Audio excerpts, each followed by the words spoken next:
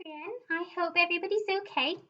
Today we are going to read the last chapter of Stig of the Dump. So it's called The Standing Stones. For a moment, Barney's brain bounced back to the first time he had fallen down the chalk cliff and met Stig. Then he opened his eyes and saw, not the face of the cliff with daylight at the top, but the pattern of beech boughs through which the full moon looked down at him. Then there was a rustle of branches, and he could see Lou clambering down towards him. She fell off the last bough and ran to where he was lying. "Barney," she was saying, "are you all right, Barney?" He sat up. "Course I'm all right," he said.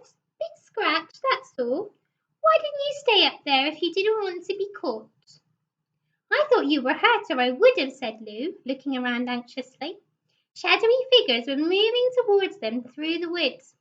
One of them, with tousled head, skin skirt, and flint spear, came into the moonlight patch.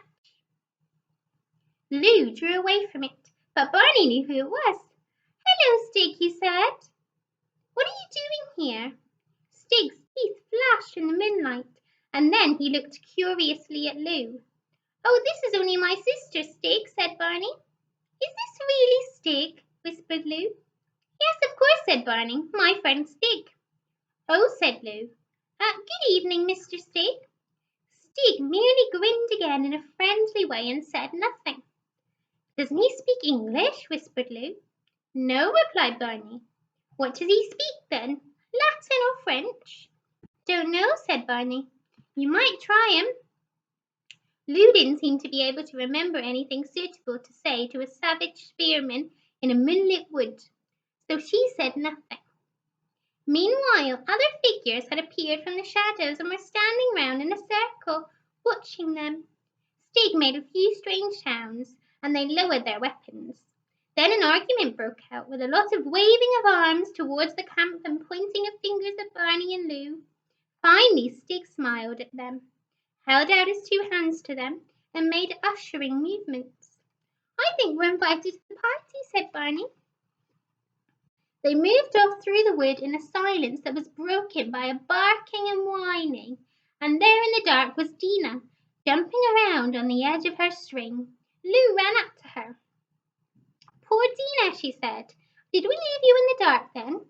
"It's all right, Dinah. It's only Barney's friend Stig and the other nice gentleman." Dinah didn't seem at all too sure about the other nice gentleman, and stood there growling in her throat, until Stig came up and said something, and she actually licked his hands.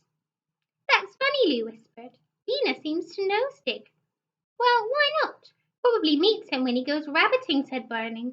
"You know, in the old days, I mean, when things are usual."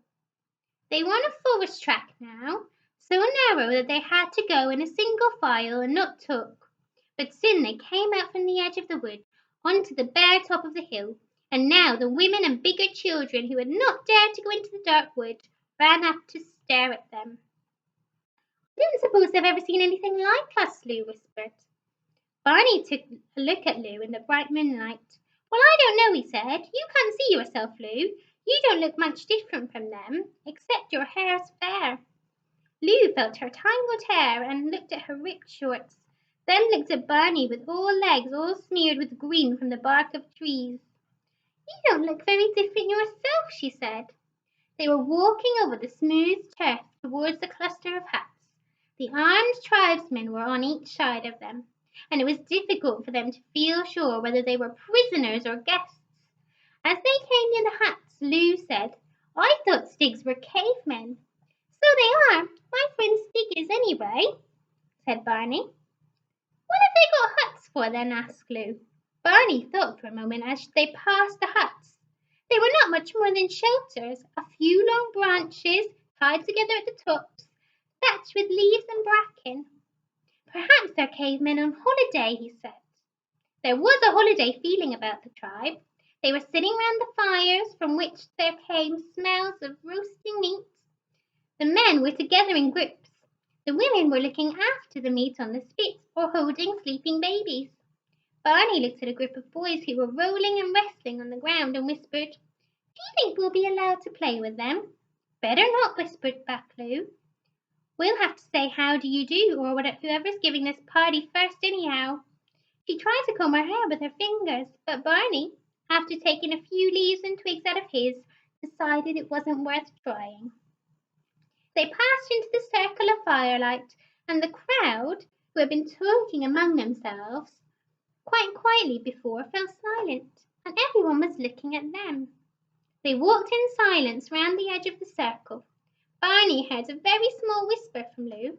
Remember when we were bridesmaid and page at the wedding? He did remember, and the feeling was about the same as when they walked into the church with the bride. But this time they were the most important people in the procession. On the other side of the circle was a group of older men, and in the middle there was a figure sitting on a tree trunk. As they went nearer, they could see that he had white hair, very bright black eyes, and was dressed in some very silky fur, with necklaces and bangles of animals' teeth. They didn't need to be told that this was a chief. Barney felt the black eyes boring into him, and then suddenly all the rest of the party fell flat on the ground. Lou, what happened? He whispered, very small. They all fell down. Then he saw that Lou was trying to curtsy, which looked a bit silly with bare legs and torn shorts, but he thought it might be good manners to bow. The chief, or king, or whoever he was, seemed satisfied with the touch of the toes bend and Lou's corntations, and a smile appeared on his face. In fact, Barney thought he was going to laugh. But then the chief looked stern again and barked a short question at Stig, who had now stood up again. It obviously meant, "What on earth have you got there?" And Stig began to speak. Barney was amazed. He thought all the time he had spent with Stig, when they had hardly said a word to each other, though they had understood each other well enough. And here he was making a speech like somebody on the wireless. It sounded wonderful, but he didn't understand a word of it. "What's he saying?" whispered Lou. "He's saying how we came here," said Barney. "Well, how did we?" Lou whispered again. "You know," said Barney. "I jolly well don't know," said Lou quite crossly. "That's why I want to know what he's saying." It would be interesting, thought Barney as the speech went on and on. At one point Stig would wave his spear towards the North Star. At another he would thump himself over the heart and slap Barney on the back. "He's saying I'm his friend," said Barney. "A jolly good thing you are," muttered Lou. Barney felt proud. Stig stopped. There was a silence as the chief seemed to think for a while. Then he rose to his feet. He spoke in a strong, majestic voice, turning his head first to Lou and Barney, then to one side of the assembled tribe, and then to the other. He raised his arms to the stars, waved his hand at the moon, placed both hands over his heart, and then seemed to be blessing the children and the rest of the tribe. "I think he's friendly too," whispered Barney. The chief had finished, and there was silence again. Everyone seemed to be looking at Barney and Lou, and an awful thought came into Barney's mind. "Lou," he whispered in the silence, "I think it's our turn to make a speech." "Well, go on then," said Lou. "I don't know the language."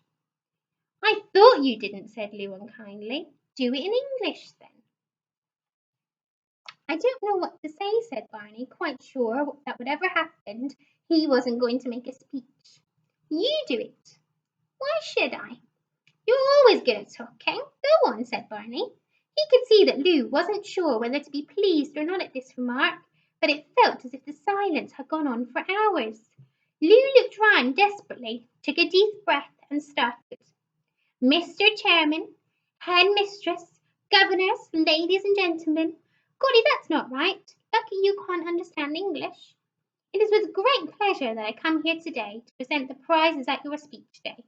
Remember, girls, that school days are the happiest days of your life. We can't all win prizes, but—" "Go on, Lou," said Barney. "That's jolly good." "But I come to bury Caesar, not to praise him. The evil that men do lies after them. It droppeth like the gentle rain from heaven upon the place beneath. Once more into the breach, dear friends, once more. Beware the Jabberwock, my son, the jaws that bite, the claws that scratch. Beware the Jubjub bird, and shun the Vorpal Tum Tum tree. How does it go, Barney?" "Doing jolly well, Lou," exclaimed Barney. "Poetry." "Christmas is coming," said Lou, getting the hang of it and spreading out her arms to the audience. "The geese are getting fat," she declaimed, pointing at the moon. "Please," she begged, holding out her hand. "But a penny," she paused, "in the old man's hat." She finished with her hand on her heart. "That was super, Lou," said Barney. "I wish I'd done it now." "Well, you can next time," said Lou, wiping her brow. But it seemed to have worked. The chief smiled at them and waved them to sit down near him. Then he looked at Dinah, standing rather unhappily beside Lou on the end of her string. He motioned to Lou to bring this strange tame animal to him, and Lou led the dog up and said, "Shake hands with the nice chief, Dinah." Dinah didn't feel like raising a paw, but the chief gently stroked her back and ears and ran his hand over the skin he was wearing and said something in his strange language. He's saying what a nice coat Dinah's got, said Lou, pleased because she had brushed it such a lot. Probably saying what a nice coat it would make for him, said Barney. But Lou just said, "Oh, Barney, don't," and pulled Dinah to her side. They sat at the side of the royal party and waited. And they had a strange feeling that everyone else was waiting too, waiting for something special. The tribesmen were just sitting around, talking in low voices. And sometimes everyone stopped talking altogether and just listened. And the chief seemed to have his eyes fixed on the mists at the bottom of the valley. A man came from the back of the crowd carrying 2 bull's horns, which he offered to Barney and Lou. "What are we supposed to do with these?" Barney asked Lou. "Blow them?" Lou took one. "Careful, Barney," she said. "There's something in them." Barney took his. It was full of some liquid. They looked at the chief of the old men and saw that they were holding horns too. Then the chief lifted his to his mouth, drank what was in it at one swig, and threw the horn over his shoulder. "It's to drink," said Barney, and they both realized they were thirsty and took a deep swallow from the horns. Then they both made the same face. "Ugh!" Lou spluttered. "Beer!" Barney just threw his full horn over his shoulder. A rather fat, sleepy tribesman sitting behind him got most of the beer in his face. He seemed surprised, but didn't mind very much as he licked the drops running down his nose. Lou got rid of hers much more carefully. Now the food was coming round. Men were standing near the fires, taking the meat off the spits and cutting it up. And others came running with smoking joints, which they handed first to the chief and then to the other important men and to the children. The smell had been delicious, but when they looked at the stringy blackened meat on the bones they had been handed, they didn't feel so hungry. "Do you think it will be bad manners if we don't eat it?" said Lou doubtfully. "Perhaps they don't have manners," said Barney. "It can't be good manners to throw your cup over your shoulder." "The chief did it, so it must be," said Lou. "You can't tell with manners." They looked at the chief again. He had gnawed the meat off his bone in no time, and now he flung it backwards to the rear of the crowd, where it was seized by one of the pack of wildish dogs that were waiting around. "Oh, well, that's easy," said Lou. "Here you are, Dinah, nice bone with meat on." Barney also handed his piece to the dog, and Dinah gnawed away happily like the rest of the tribe. At the last champing jaws on all sides died away. Fingers were wiped on the grass or in the hair, and the tribe settled down again with their air of waiting for something. Barney, who was lying back on the soft turf, heard it first. "What's that?" he exclaimed, sitting up suddenly. "What's what?" Lou asked. "Something in the ground," said Barney. Now that he was sitting up, he couldn't hear it. He lay down again, put his ear to the ground. The sound came again, a sort of thumping. Okay, friend, we will leave it there for today, and we will finish Stig of the Dump next Monday. I hope you all have a lovely half-term break.